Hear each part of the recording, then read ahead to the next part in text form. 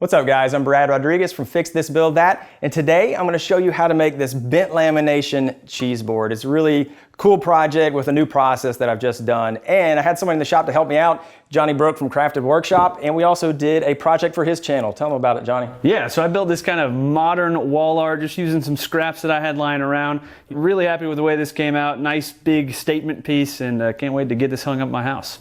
Absolutely, so you can check out both of the projects. I'll show you how I did this right now, and I'll leave a link down below to Johnny's channel as well. All right, let's see how we did it. Bent lamination is a technique to create curved shapes by bending and gluing together thin strips of wood. I started the build by picking out some walnut, mahogany, and cherry boards that were all around 1.5 inches thick and 20 inches long. I planed the boards down until they were smooth, flat, and the same thickness, which ended up about 1.25 inches. For dry bent lamination, the strips need to be 1/8 inch at most, but at the same time I wanted them as thick as possible to reduce the number of pieces that I needed to get the width.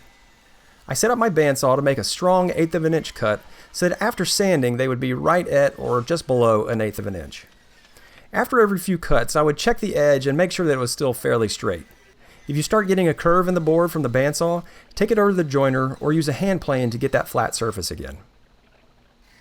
I cut down the cherry, walnut, and mahogany. Now these pieces were rough on both sides at this point, so I needed to get them flat. I got to test out the new 1836 drum sander that I got from JET Woodworking. I changed out the paper from 80 grit to 120 grit, which is going to let me go straight to the glue up. We ran the strips through until all the mill marks were gone, and this new dust collection baffle on the sander works awesome, because I could tell it collected more dust than my old sander. There was little, if any, dust smell in the air. This process could also be done on a planer, but you may need a sled to plane those boards under 1/8 inch.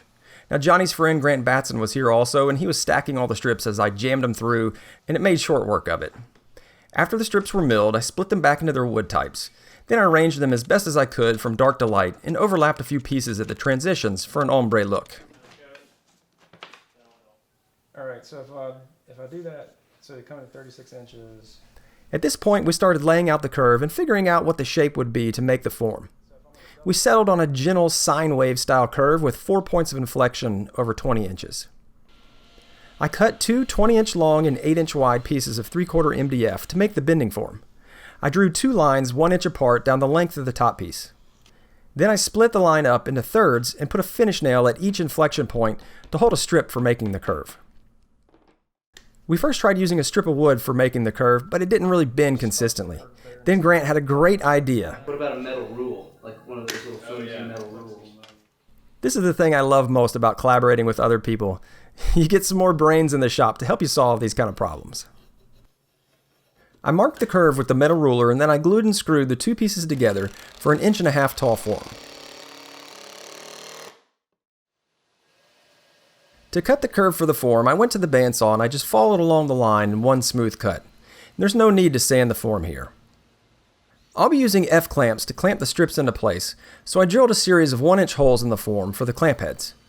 The holes were positioned so that the clamping pressure would be at a right angle to all the curves. The form is attached to an MDF base to help with clamping. To keep the glue from sticking to the MDF, I covered the base and the face of the form with packing tape. Then I screwed them together from underneath. And now comes the fun part, the glue up. After a dry run, we decided to do the glue up in 2 stages, 1/2 at a time. We got all hands on deck, and then the 3 of us just spread the glue out on the half of the strips. We lined the strips up one by one onto the form, and then started clamping the layers into place, working from one side of the form to the other.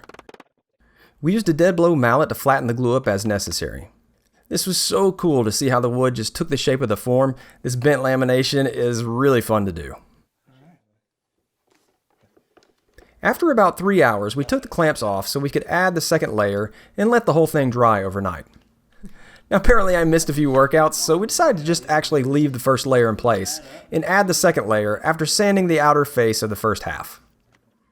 We did the hectic glue up routine again and added the second layer of strips. Now one issue we did see is that there were some small gaps where that outer strip of the first layer had been compressed by the clamps. Using an additional strip here without any glue on it or a similar clamping caul would help avoid this issue. We wiped off the excess glue as much as possible and then added some clamps vertically to flatten the glue up before leaving for the night. The next morning we took off the clamps to reveal the full board. With this many layers in the lamination, there was almost zero spring back when we took off the clamps. I was kind of surprised here. But we pried the board off the form with a putty knife, and we were greeted with a lot of uncured glue. Nice. Oh, look at all that. Yummy right there. I wiped and scraped off as much as I could, and then we put a fan on it to harden and skin the glue over before planing. After it was dry, we took it over to the planer for a few passes to clean up the faces. Any gaps that we'd seen before ended up disappearing after we flattened the board, and the glue up looked great. I took the board back over to the drum sander for a few passes just to get rid of the tiny bit of snipe that had gotten there, and I got down to a final thickness just over 1 inch. Then I used a card scraper to clean up the outer edge of that last glue up, which had some flat spots from the clamps. Now, by the way here, a couple parallel clamps make a great knockdown end vise. The next step was to trim the ends of the board. I laid the board back in the form, and I used a large carpenter square to reference the back of the form and draw parallel lines for the ends. To cut the ends, I used the offcut from the curve of the form to get a solid contact with my miter saw fence. I made some minor adjustments, and I clamped the board down and cut both ends to size. Now this method works really well, so make sure you keep those offcuts from the form. To finish the edges, I used a 1/16 of an inch roundover bit and went around the top and the bottom of the board. I rounded the corners by hand and then sanded the whole board up to 220 grit. I raised the grain with water in between grits. You can see that technique in my edge grain cutting board video, and I'll link to that above and in the description. Finally, we were ready for the payoff, oiling the board. I used straight mineral oil here for the first coat, and just watch that grain come to life.